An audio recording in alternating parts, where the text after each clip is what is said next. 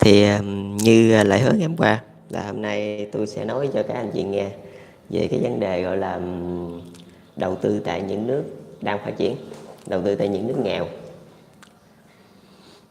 Thì hiện tại theo như cái trường phái đầu tư hiện tại của các anh chị đó là các anh chị đầu tư doanh nghiệp 100% vốn đầu tư nước ngoài, tức là doanh nghiệp FDI, mà theo như thế giới cộng sản, theo như Việt Nam người ta gọi đó là doanh nghiệp FDI, là 100% vốn đầu tư nước ngoài. Nhưng hiện tại là cái nền kinh tế xã hội chủ nghĩa đã được cải tổ rồi, là họ đã cổ phần 30% vào những doanh nghiệp FDI, nghĩa là các anh chị chỉ đầu tư 70% thôi, là thuộc những công ty lớn như là Samsung hoặc là Ford hoặc là Toyota đâu đó. Khi mà họ đầu tư qua Việt Nam, qua thế giới cộng sản đó, là họ sẽ bị cổ phần 30% và họ chỉ đầu tư 70% thôi. Cái đó là cái công nghệ của các anh chị là cái phần gọi là doanh nghiệp đa quốc gia. Còn cái mà tôi muốn nói với các anh chị ở đây, nó không phải là cái phần doanh nghiệp đa quốc gia, tại vì cái đường hướng kinh doanh mà doanh nghiệp đa quốc gia nó đã tồn tại quá lâu rồi. Mình không phải là xóa bỏ cái đó vẫn còn hữu dụng, tại vì chính phủ Việt Nam đã cổ phần vô đó rồi, và cái đường dây liên kết mật thiết hơn, và họ không thể nào mà trốn thuế được. Đó, cũng như ngày hôm qua tôi nói với các anh chị rồi đó. Thì hôm nay chúng ta lại mở ra một cái trường phái đầu tư mới, đó gọi là hợp tác để mà tạo nên thương hiệu, chứ không phải là mình đầu tư doanh nghiệp đa quốc gia nữa. Tức là doanh nghiệp đa quốc gia đã có rồi thì mình không làm cái đó nữa, mình mở ra cái mới. Mà cái mới ở đây là các anh chị không có nắm chủ cái thương hiệu đó, các anh chị không nên làm việc đó. Các anh chị chỉ do cái giới tư bản của các anh chị đó mang cái công nghệ qua bên thế giới cộng sản, và các anh chị đầu tư theo cái kiểu ở đây là có thể là sau này các anh chị sẽ bán cái phụ tùng, và các anh chị đầu tư cho họ mở nên một cái thương hiệu mới. Ví như Đức mà đầu tư cho Việt Nam mở cái VinFast vậy đó, lợi nhuận thì chia. Đó là cái trường phái kinh tế mới. Và những cái nền kinh tế mới này nó sẽ chống lại với cái nền kinh tế đa quốc gia của các anh chị. Nhưng mà nó được ở cái chỗ là nền kinh tế đa quốc gia của các anh chị không có khai thác triệt để thị trường đâu.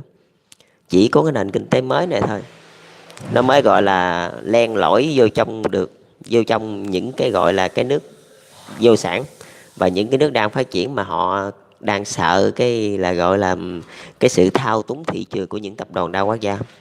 Họ không có dám mở cửa cho các anh chị đâu. Họ rất là sợ cái chuyện đó. Họ sợ khi mà họ mở cửa rồi là những cái tập đoàn đa quốc gia đó là họ sẽ thao túng hết. Họ không có chừa để gì cho họ tận thu hết. Mà nếu họ tận thu như vậy thì chính phủ sở tại là sẽ là buồn nhìn trong mắt họ thôi, chỉ là một con rối thôi. Nhưng mà nếu mà họ đã thao túng được kinh tế rồi thì nếu mà thao túng xong cái đó rồi thì cái chính phủ sở tại rất là mong manh và có thể bị lật đổ bất kỳ lúc nào. Chỉ khi nào mà chặt ý những cái người đại tư bản, như những cái người tập đoàn đa quốc gia là cái như là bị lật đổ thôi. Còn hiện tại chúng ta mở ra một cái trường phái mới là mình đầu tư theo cái kiểu hợp tác, tức là tập đoàn đa quốc gia vẫn còn nguyên, không có bị mắc mát cái gì hết trơn.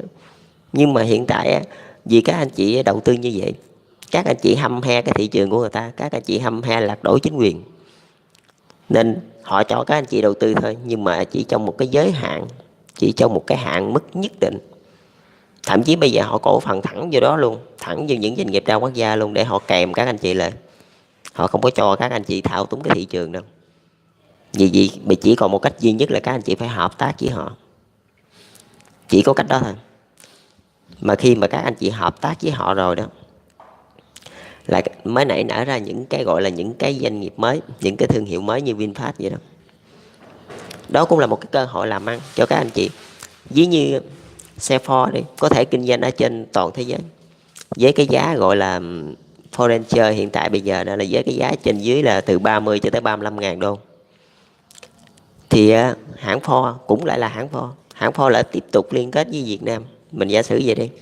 Tôi nói ở đây không phải là tôi kêu các anh chị liên kết với Việt Nam không, mà còn nhiều nước khác các anh chị đều có thể làm.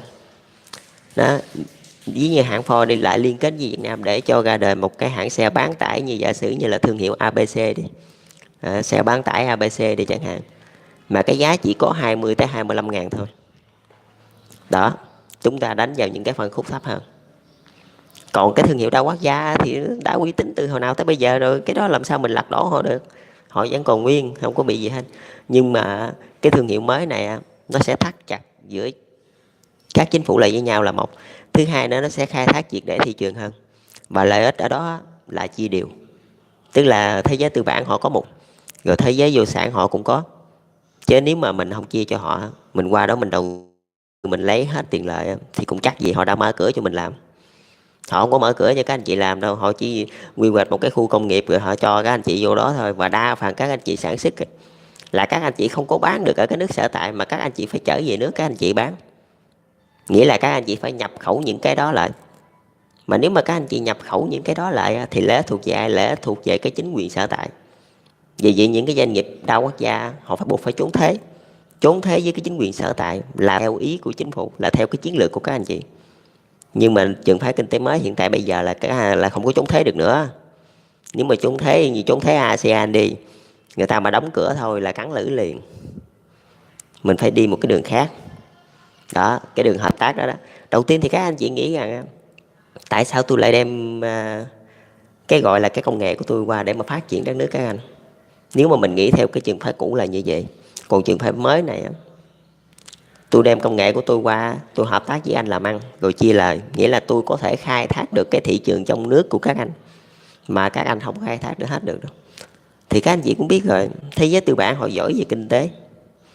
Còn ở thế giới cộng sản là họ giỏi về cái sự đoàn kết, cái sự bền bỉ. Thế giới tư bản thế chứ họ không có bền bỉ đâu. Họ không có chịu đựng giỏi bằng cái thế giới cộng sản đâu. Nhưng mà họ chỉ làm ăn ào vậy thôi. Còn thế giới cộng sản họ rất là bền bỉ. Một khi họ chống các anh chị rồi thì các anh chị làm cái gì nó cũng vô nghĩa thôi. Không có là ăn nhầm gì họ chứ, họ cứ vậy hoài đó. Bây giờ phải không, các anh chị làm sao mà cấm họ cổ phần cho những doanh nghiệp đa quốc gia? Họ không cho các anh chị đầu tư nữa, các anh chị làm gì? Các anh chị buộc lòng phải nhượng bộ họ, buộc lòng phải cho họ cổ phần. Đó, khúc đó là các anh chị đã mắc một cái khoản thu rồi đó.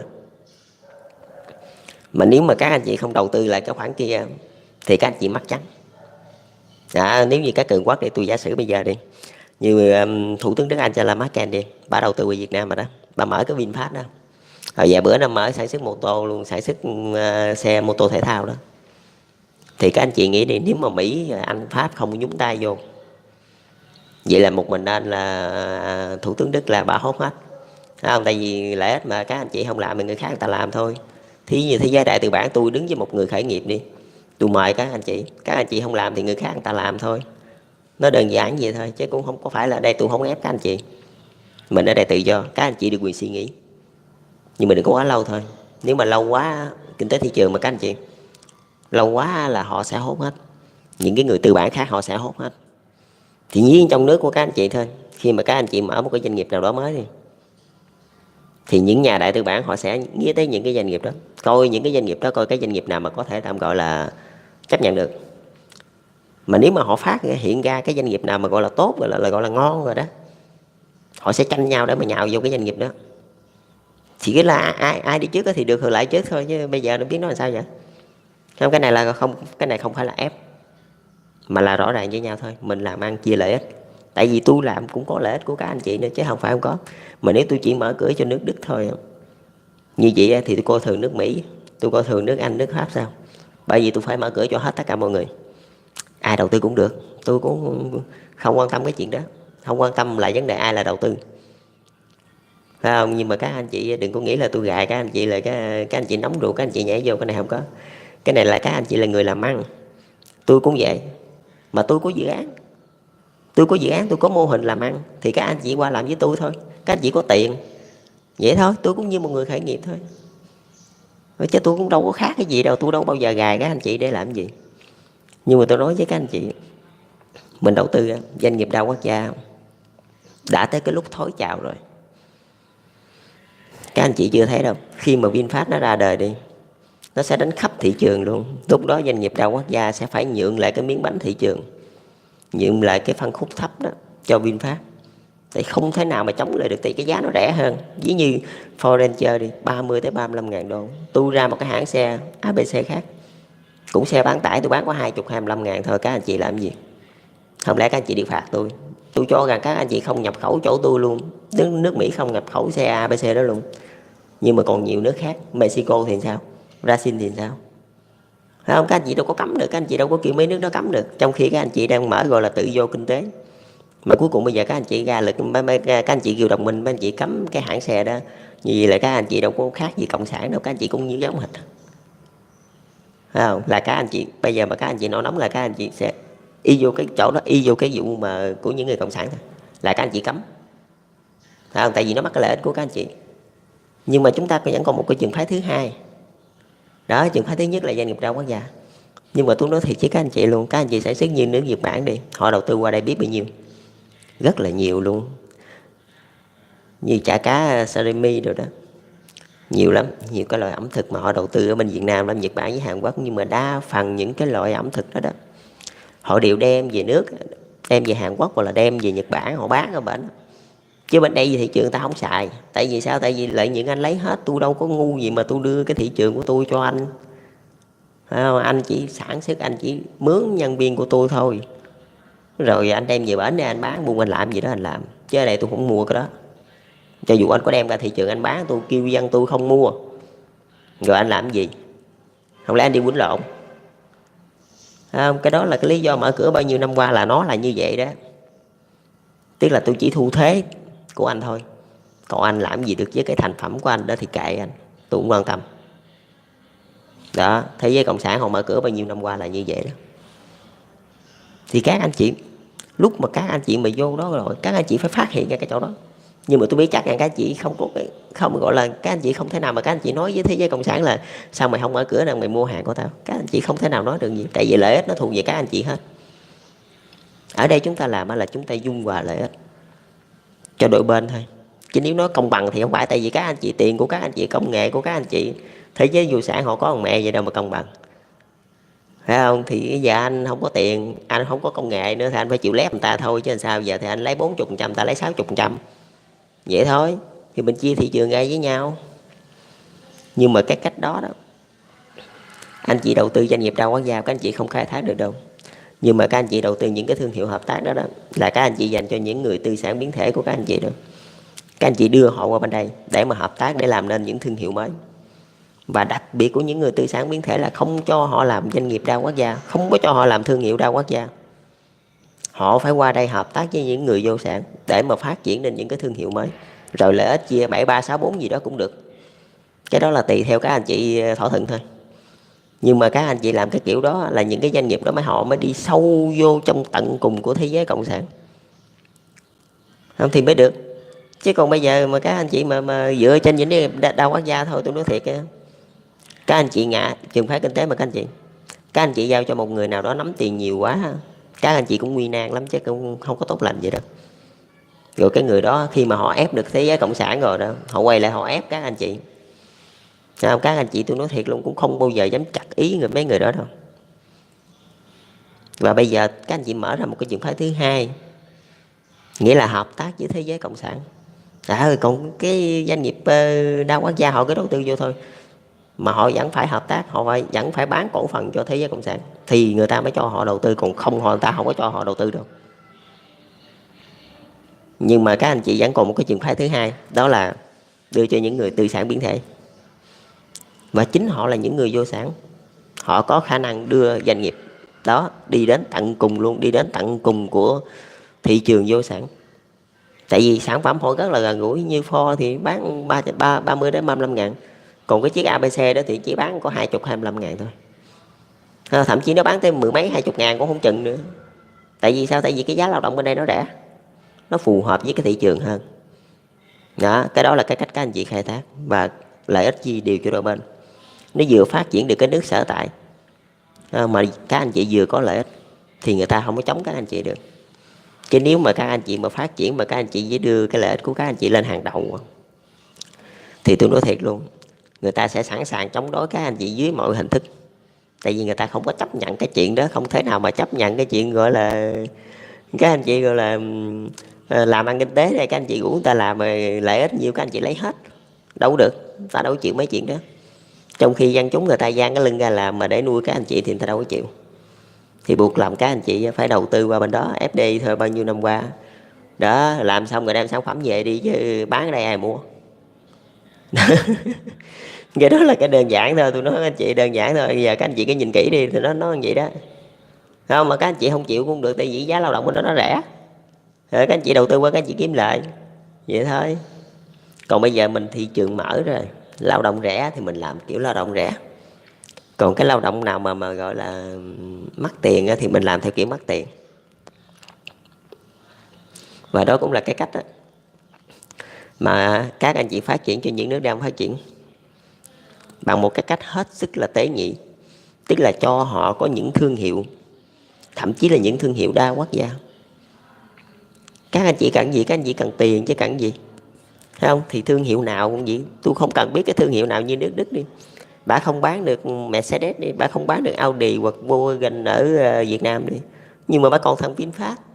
Thằng VinFast nó bán được, nó vẫn chia cho bà mấy chục % lợi nhuận, bà đâu có cần thiết bà bỏ cái nước Việt Nam có nhầm gì. Không, thậm chí bà bỏ cả cái ASEAN cho Việt Nam làm gì đó, làm bà qua đây bà chia 30-40%, bà ngồi không gì rồi, khỏi có tốn tiền nhân sự, không có thuê mướn bất kỳ một ai chứ, để Việt Nam tự xử. Cái đó là cái hay của các anh chị đó. Cái hay của cái mô hình mới là nó nằm ở cái chỗ đó. Tức là nó kéo những cái nước đó, họ tới gần nhau hơn, chứ không phải là làm ăn kinh tế đó là mình dung hòa lợi ích. Chứ không phải nào mình nói mình làm ăn kinh tế rồi mình lấy hết trơn lợi ích rồi mình không có chừa cho người ta đồng nào hết trơn, thì dễ gì người ta cho mình làm. Không, cho dù mình giàu thì giàu đi chăng người ta cũng đâu có cho mình làm đâu. Tại vì như đơn giản thôi, tôi qua nước Mỹ thôi, tôi đầu tư đi rồi tôi bán lại tại đó tôi lấy tiền lời. Các anh chị chịu không? Dễ gì các anh chị chịu. Các anh chị cũng kiếm đủ cái cách để mà gây khó khăn, chứ làm sao mà các anh chị chịu tôi qua bển để tôi đục khoét cái thị trường của các anh chị. Làm sao các anh chị chịu? Trừ khi nào tôi cổ phần với các anh chị, tôi hợp tác với các anh chị thì các anh chị mới cho phép. Còn những cái thương hiệu đa quốc gia, tôi nói thiệt với các anh chị luôn, khi mà những nhãn hàng mới ra rồi đó, những nhãn hàng như VinFast đó, ra rồi đó, thì Ford phải không, hoặc là Toyota phải không, sẽ rất là điêu đứng với những cái nhãn hàng đó luôn. Họ sẽ phải thâu lại, họ sẽ phải thâu gọn cái lực lượng của họ lại. Tôi chắc chắn cái chuyện đó. Họ sẽ thâu gọn cái lực lượng của họ lại, và họ chuyển qua một cái hướng gọi là hợp tác với cái chính quyền sở tại, mà hiện tại là họ đang làm rồi đó. Nghĩa là chỉ khi anh cổ phần vô đó thôi, anh cho họ cái nước sở tại họ cổ phần vô thôi, thì họ mới cho anh bán hàng. Còn không hả, anh sản xuất rồi anh đem về luôn đi, ở đây tôi không mua, như vậy đó. Nhưng mà mình phát triển á, vừa có lợi cho các anh chị mà vừa có lợi cho những nước đang phát triển một cách hết sức là nhân văn. Nghĩa là mình đem công nghệ qua, đồng ý á, là mình có doanh nghiệp đa quốc gia đó, mình cũng đang đầu tư đó, nhưng mà mình đem cái công nghệ của mình qua để mà mình đưa cho mấy nước đang phát triển đó, họ mở lên một cái doanh nghiệp thương hiệu quốc gia của họ.